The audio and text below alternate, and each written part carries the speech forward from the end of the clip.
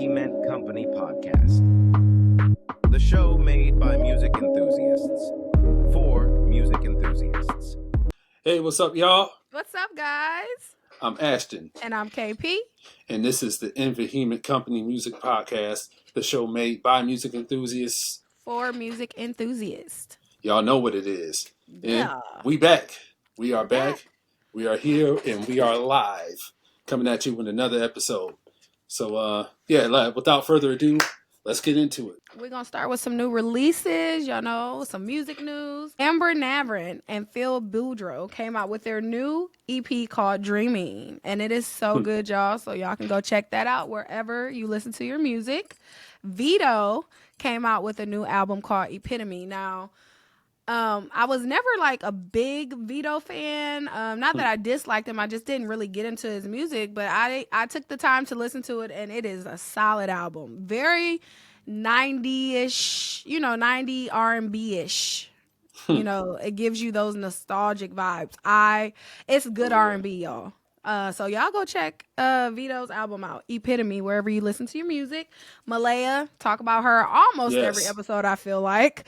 But she's always dropping something or surprising us with something. Well, she just dropped a new EP called Before the Fall. My favorite track off of there is called Sticky Fingers. It's so good, y'all.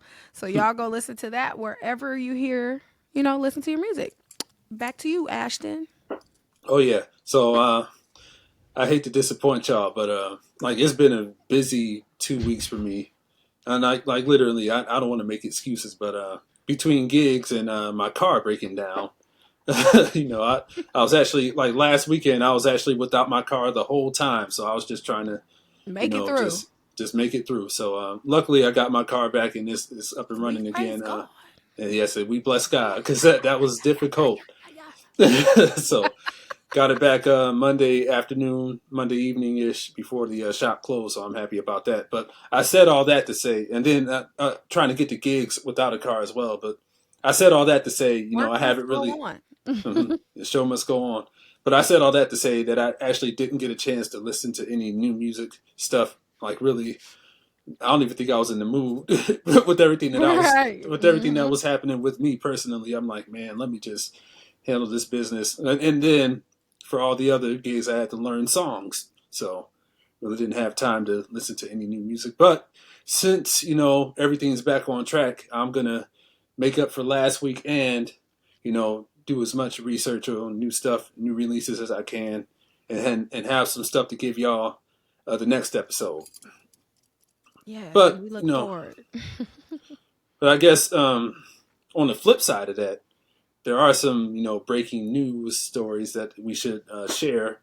One being that Tweet just signed a new deal with a new label, with a new record company, and she's going to have some new music coming out on that record company. So I'm excited about that. We enjoy all her classics as well. I mean, particularly the Southern Hummingbird album, which we just got the news that reached 1 million streams.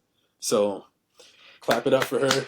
Yes, 1 million streams. That's platinum now. Oh yeah. Which it should have been. That is such a classic record. My place. Absolutely. Come on, somebody. Come on here. All right, we got to. Let's not get this. We got to keep it moving. So shoot, because we will go off on a tangent. Oh yeah. Okay. So yes. Shout out and congratulations to Tweet on the new record contract and the 1 million streams on the Southern Hummingbird album. Come on, somebody. Somebody. Come all right. So, and then I guess in conjunction with that, Bobby Brown, after over 35 years of being a solo artist, officially owns his masters, going back to the Don't Be Cruel album. And that has all my joints on it. So Don't Be Cruel, Tenderoni, my prerogative, So, which it's funny because if he sings that now, at this time, given that he's turned his life around, he said, getting girls is how I used to live, is what he says when he sings that song now. So how he used to live. But yes, shout out to Bobby Brown for officially owning his masters, and, he plans on keeping it that way. So As he should, yes. And then you shared with me, Kim has his own record company now called Chemistry Records. Awesome. We love us some So Kim. That's that night drive, cleaning yes. up music. Mm-hmm. You know, come on, Kim. Like what's that one comedian? I forget his name, but he Elton Walker, where he did the Yep. Kim. Hey girl, Right. hey girl. Shoot. But you can't front on Kim. Like his voice is It's classic. classic. Okay. So, but yes, Shout I out to think what. Chemistry Records. Oh yeah, what would be dope is if he re-releases all his old music on his personal label. That would be Genius. cool. Hopefully Go that ahead. can happen because you know how it is with labels and stuff and getting rights to certain things or whatever. Mm-hmm. So we'll see. I'm also intrigued to know who he's gonna bring on this label. Mm-hmm. Shoot, Like hopefully. my wheels are turning. So we're gonna see if it's some new blood, some classic people that we already know and love, or what's gonna happen with that. Shoot, I'll say you can always sign Audacity for sale. We'll be trying to shop for a deal soon. Period. So I think like I was sharing with you, me and our boy AG Aaron Grayer. He and we've been just putting our heads together about just some production ideas for. I mean, because everybody in the group. I have I've written songs. AG he's written and produced stuff that he wants to put out. Everybody in the band we all write and to one degree or another produce. Right. Quote unquote. But I mean, well, because we're all creatives. But Period. so we'll be getting some music out soon. Excuse me. And then we're gonna be shopping around. My mama told me you better shop around. So yep, So we'll be doing that, putting some new music out, and so yeah. Oh, there is one thing I do want to call some attention to because I mean this is probably going to take up a lot of the time for this episode as I mentioned this, but shout out to one Frederick William Hammond, aka Uncle Fred, who's now an honorary member of the Phi Beta Sigma fraternity. And I'll say it kind of did cause a little bit of controversy, not from a lot of people, but one in particular, Pastor Bishop Marvin Winans. Bishop. Bishop. There's this one clip of him preaching about different pastors and other gospel artists joining fraternities and sororities, talking about it's a lie, and if you do it, he was pretty much saying that in the words of Jay Moss, it's a one-way ticket to the devil's hell fooling with you. So, so yeah, that's what he said. It's a lie, and if you in it, you're on your way to hell. Is what Pastor Bishop Marvin Winans said. I mean, I'll say this: the timing of it, given that Fred Hammond is now a new honorary member of a fraternity, it kind of, I don't want to conclude that it was a shot to Fred personally because him and Marvin Winans, they're too close of friends because a lot of people don't know that was Fred Hammond's first major touring act, playing bass and singing background for the Winans, in his early 20s before he led and founded Group Commission. He was singing and playing with the Winans, and so actually, when Fred was about to leave the group and start Commission, Marvin Winans wrote a song for Fred called "Farewell, Fred." Oh, so well, what do you know? Well, because I mean that just goes to show how close of friends they are. So, I mean, for him to preach against Christians joining fraternities when Fred Hammond just joined one, not a coincidence or no? I literally I cringe when you see some scenes on movies where people are just nerves all over the place. They can't even hold their secondhand embarrassment and stuff. Oh yeah, I'm like, oh no. so I don't want to say it was a personal shot to Fred. I don't want to say that. I don't even think Marvin Winans, he probably didn't know. I mean, I do want to give that kind of benefit of the doubt. Yeah. So, I mean, just how close they are, So. Well, did Fred have any kind of responses to anything that would make it seem as though? He did. He did. Actually, on his podcast, he talked a little bit about it, and I mean, well, I'll say everybody go watch that for yourself, and because I mean he had some points that he mentioned in it, but he really didn't go too much into detail, or I mean not how he personally felt about it, but Mm-hmm. he was just talking about you know actually I'll say this: denominationalism was pretty much the key point that he was making about it all. Mm. So I mean, because I don't want to give too much of it. That's it's going to be a whole. That's another episode in and of itself. Right. What was said. Mm-hmm. So but yeah, but I mean, well, still, congratulations is still in order to Fred Hammond on being an honorary member of fraternities. I mean, because I know different Christians and pastors personally who are in Yeah. fraternities, like yeah, and then other gospel artists too that are in it. This whole, you know, fraternity, sorority versus the church argument, in my opinion, is like has just kind of like surfaced for real. Yeah, Like, yeah, I yeah. mean, you've heard it just like in bits and pieces over the years, but for it to be like this big thing, this is new. Like It there, is, like yeah. you said, there are bishops and pastors and and like so many people. First of all, there are Christian sororities and fraternities. Hmm. Like, I know the church that I was attending, they would do a whole day dedicated to fraternities and sororities. So whatever fraternity or Whoa. sorority you were in, you came, you brought your friends who were in the city and part of that chapter. Some came from out of town, and y'all was all repping y'all colors and coats and whatever, and they was shouting y'all out in the service. So like this whole thing to me is new and interesting. Just, interesting. I would say that. I know a lot of sororities and fraternities do a lot of community work, a lot of Yeah. they're very active and, activism, all kinds of things. You know what I'm saying? Hmm. Like, so I mean, I don't know. This whole thing, I feel like it's just another thing to fight about on the internet. Pretty much, another yeah. another thing to just argue about, honestly. But yeah. Well, I'll say this. I think about a year and a half ago, a member of our church, actually, she's a part of a sorority, like one of the biggest sororities in HBCU history. I can't remember the name of it, but they had a luncheon, like a ceremony, like a sorority party here in Northeast Ohio, and she actually had my band Audacity for Sale be the musical entertainment for that.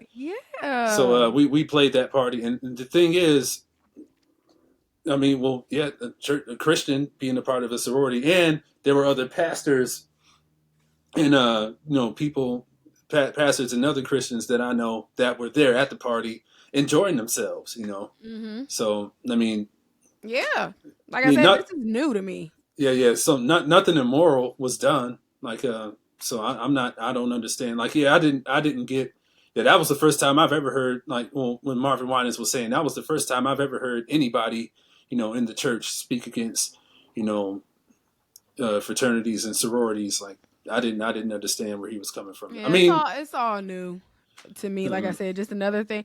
And everybody's entitled to their own opinions and right. entitled to their own, moral compass when it comes to that sort of thing. Like everybody has their own reasons for why they do things. Now we do know, like in sororities and fraternity, it's not religious based. Most of them are not. So different walks of life join them. Right. Some may be Christians, some may be Mormon, atheists, whatever.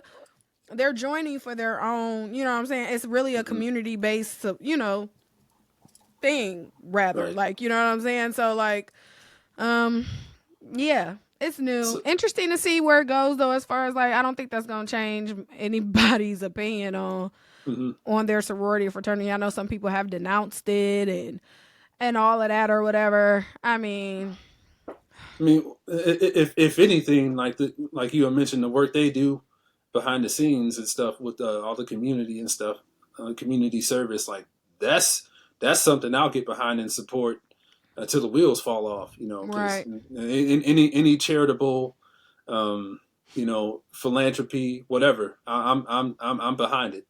So Absolutely. Yeah. So well, shout I out don't to have a Fred. problem. Yeah, shout out to Fred. Yes. Shout out to Fred. All right. So where do we go from here? I'm glad y'all asked. So recently, Brother Isaac Carree on his show had a very interesting interview with one Norman Gyamfi, who is one of the great business people in, the gospel scene. And there's been a huge uproar with everybody in the gospel and CCM community, just with that piece of content alone. Because this has been an ongoing conversation for months now, starting with as you shown me months ago with YPJ talking about how boring CCM music is, and then we had our guy Deshaun Jones give his spiel saying that CCM was pretentious and lazy. So and we talked about it on this show. Yeah, we talked about it on the show. We sure did.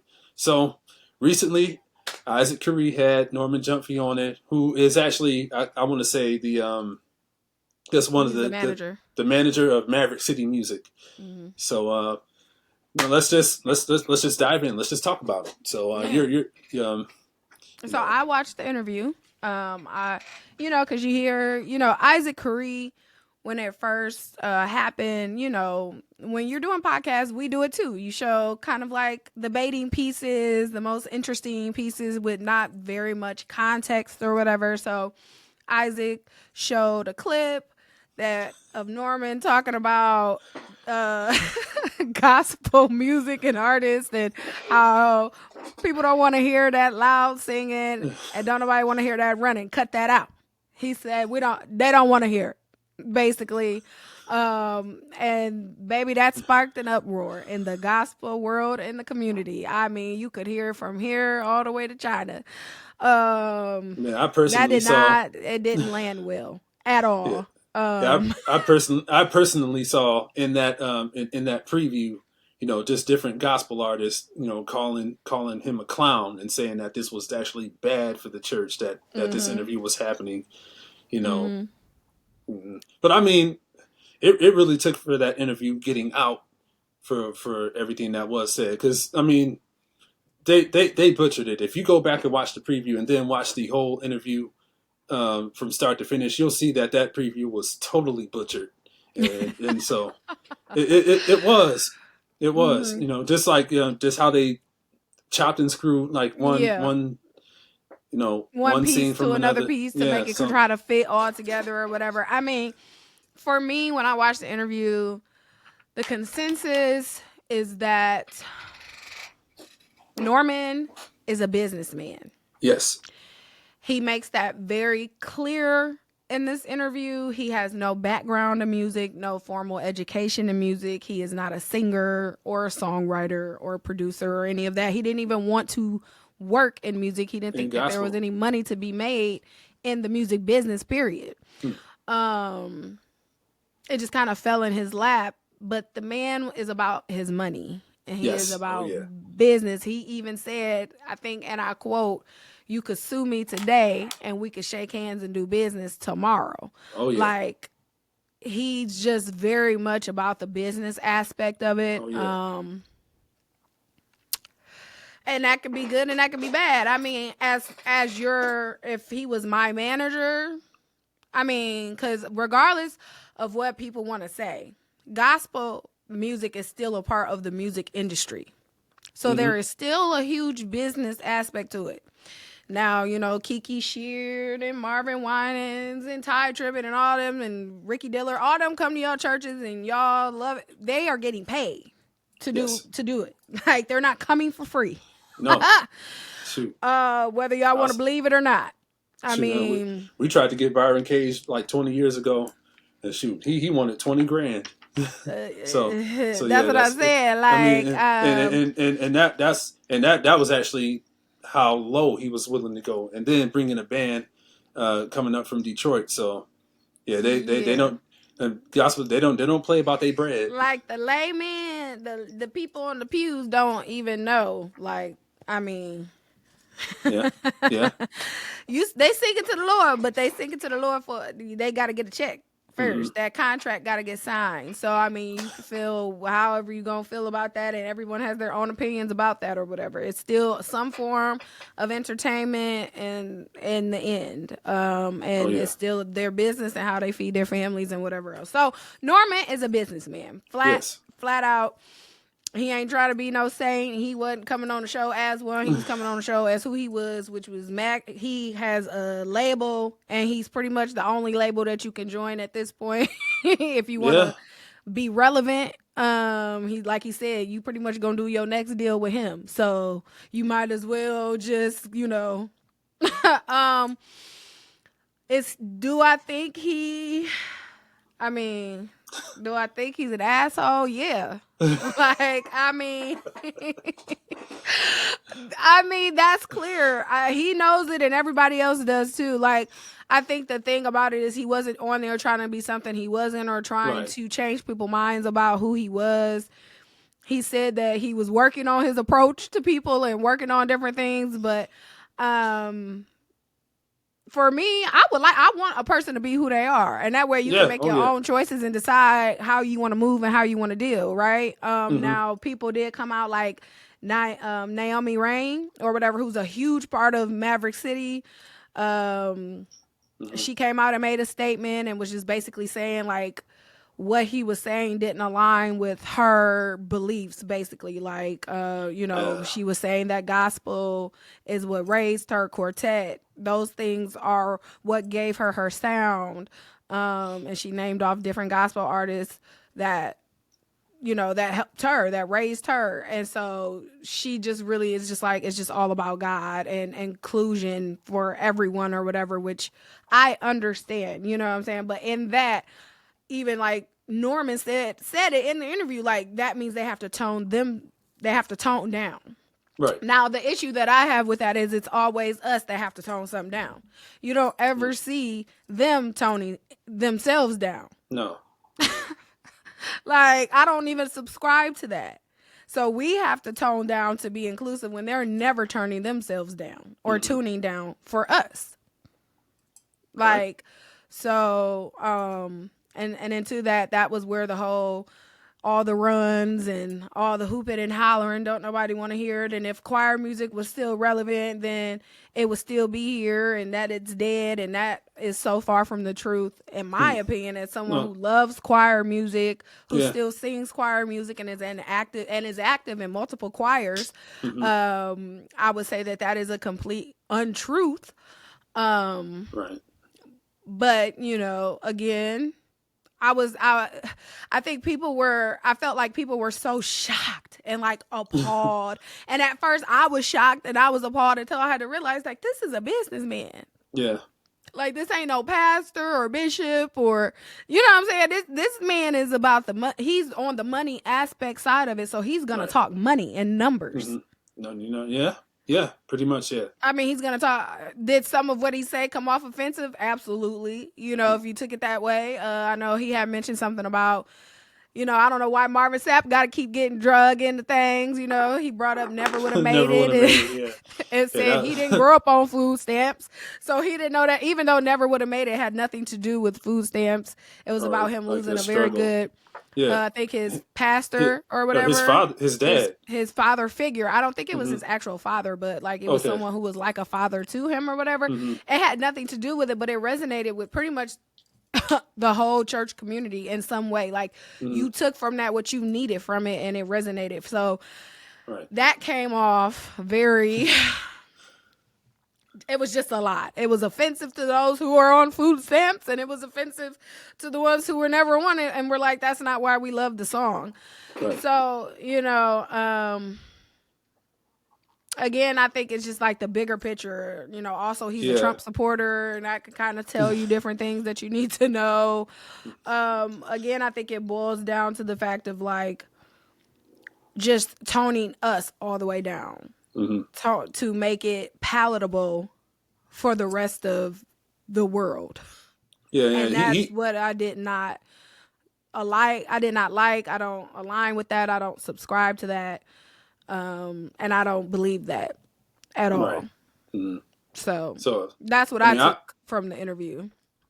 Well, I think besides everything that was, I guess, promoted and shown or shared on previews, actually watching the interview, I think some things that stuck out to me is that even with, Maverick City Music going over to CCM and really, I guess, well, he didn't say, or he didn't he didn't describe it as dummying it down, but just like, like toning it down, like you said.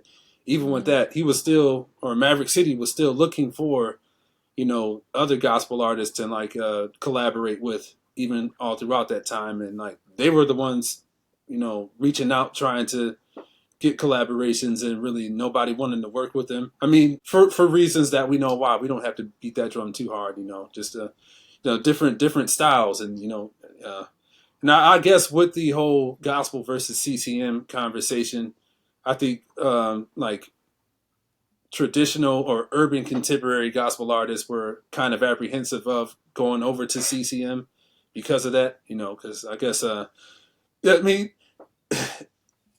even in other styles of music, that would actually go back related to the 60s, because the Temptations, they were trying to be, guess they're, and this is even on the movie, their manager, Shelley Berger, was trying to like mainstream them and cross over the white audience. And shoot, we don't even have to talk even actual stories. We can go to the Five Heartbeats. So with their first album, Together Forever, it wasn't even a picture of them. It was a picture of white people swimming in a pool. How JT said, crossover ain't nothing but a double cross. Once we lose our audience, we're never gonna. So I guess, stories that align with that. I guess gospel artists weren't trying to actually lose their audience because they probably felt like they were going to if they did collaborations with Maverick City Music. Just like almost like you were saying, Chrisette Michele performing at the Trump inauguration or something like that. And so how she hasn't been able to bounce back from that, So I guess that may just stem from, people not wanting to lose their audience and everything like that. And then he also made the point of up and coming gospel artists getting away from being independent. He suggests that the newer gospel artists who aren't signed should be looking for a deal with him. With him, yes, because he says that there's nowhere else for them to go. So he says there's really nowhere else for them to go but with him. So yeah, it definitely wasn't what it looked to be from previews, little clips, but also to put a little note here. I do feel like Isaac was like very, like, he even came out with a statement and apologized and whatever for obviously the clips he posted without context, and also how he interviewed. He wasn't, you know what I'm saying? Like, he was getting on my nerves, just being a yes man. Facts. Like, be quiet. Like, you don't even know that it's facts. You're just saying facts. Like, and it was sounding like you, like, when he was saying, because Norman was talking about, Maverick City song. Everybody says Maverick City songs all sound the same, which they do. He was saying, like, and even Norman said, so what? Y'all still sing them, which means he agrees with the fact that they all sound the same. And then here come Isaac talk about, I mean, they don't. Like, be quiet. Like, what are you doing? Like, yes, they do. And he was also talking about, I think, Maverick City streaming, like being streaming more than every gospel artist in the history of streaming, pretty much. Right. And Isaac Carree talk about facts. It was like, bruh, you are a part of the regular gospel genre. Like, you need to, like, just relax, Deke. Like, so he had to get on his own platform and apologize for, like, being not that good at interviewing this man, and not, like, asking challenging questions, just going along with it. Yeah, facts. Shut up, man. I kept saying, be quiet, Isaac. Like, just hush. Cause you on my nerves. All right. No like, comment. What I'm saying about it, did you kind of feel that way too? Like, or was it just me? Well, I was more concerned about what Norman was saying. Like, I really didn't pay attention to what as good as the interviewee was. Like, Norman was a good person to interview. But interviewing somebody is just as important. Like, Yes. because Okay. Oprah wouldn't have sat there talking about facts. You get what I'm saying? That's Like, true. she would have challenged that man. You know, hopefully, you know, interviews going forward will be a bit better. A bit, you know, less offensive to the actual audience that he's trying to reach, which is Christian artists, you know, a Christian audience. That's his base, really. So, yeah, I think this was a good eye opener for him, but also too, like, I think it was a Never do that good. again. Yeah, Like, but I also think it don't was a good, butcher a yeah, because preview. this is like, you know, people live inside of this crystal ball. Like, you get what I'm saying? Like, Oh yeah. they don't know the ins and the outs of a thing. They just want to see the pretty parts of the thing. So you just want to hear the worship music and ba ba ba ba ba ba. Yeah, you know, Right. they want, you know what I'm saying? They don't know what it takes to get to that ba ba ba ba ba ba.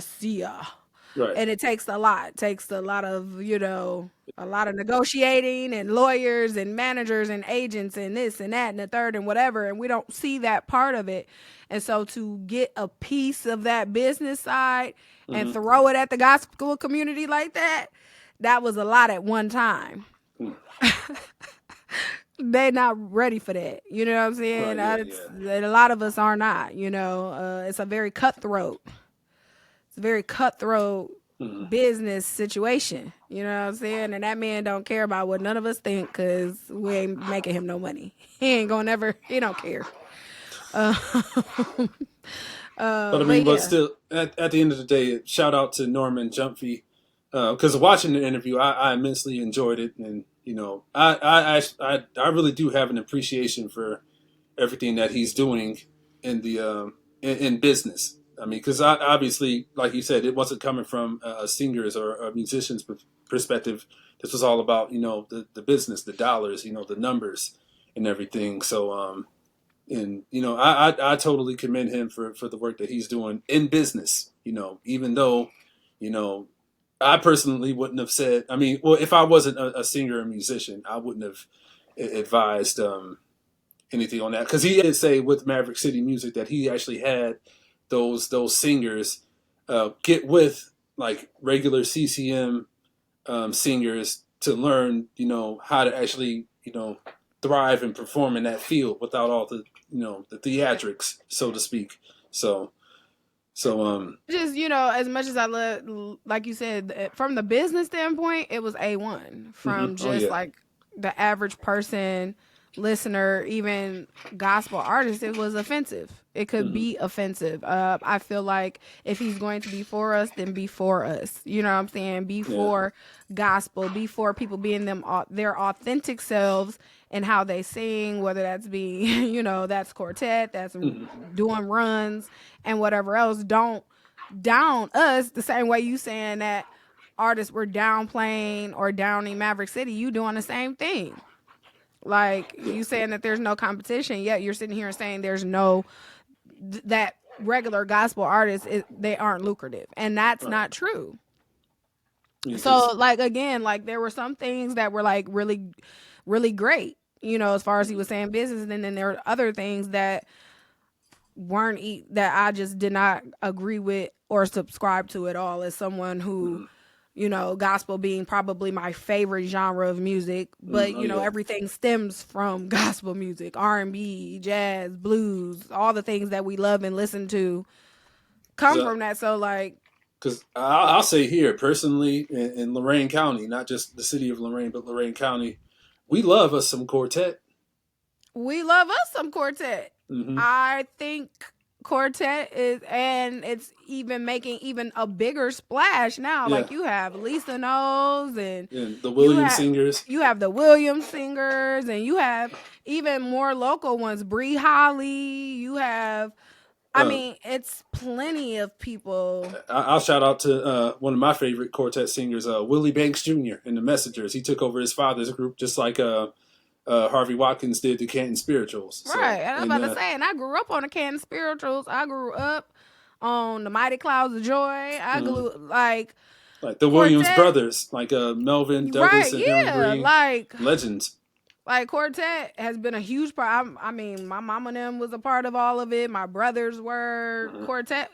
is a big thing. It's kind of Yeah. like the blues in a sense. Like, It's like the blues of the gospel world, and so that's how I always looked at it. And I do have to shout out my family, the Ballard brothers, my grandfather, Papa Ray, God rest his soul, Uncle Clarence, God rest his soul, Uncle Frank, God rest his soul, Uncle Charles, and then, just the Ballard brothers, quartet singers, so. Shout out to them. Yeah. I wouldn't be the musician I was, or I am, if it wasn't for, quartet music. Right. So, yeah. Just my love for it. So. Well, I think we both say go watch the interview for yourself and, get your own consensus on what you think about it. So, yeah, that's what I got to say about that. Yeah, but yeah, he totally butchered that. I mean, for as good as the interview was, that was a horrible preview. So. Yeah, it was. It was.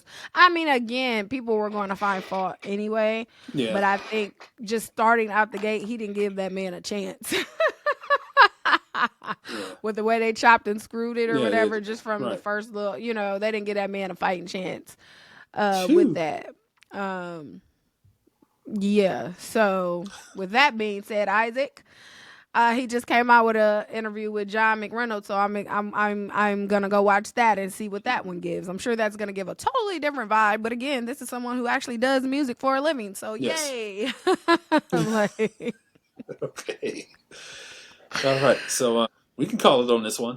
Yeah, I think this is gonna be a nice lengthy one, y'all. A nice lengthy one, yeah. Like as little as we talked about that, we definitely It's been weird, crazy 2.5, 3 weeks just in the world period. I mean, July is always like a doozy for me.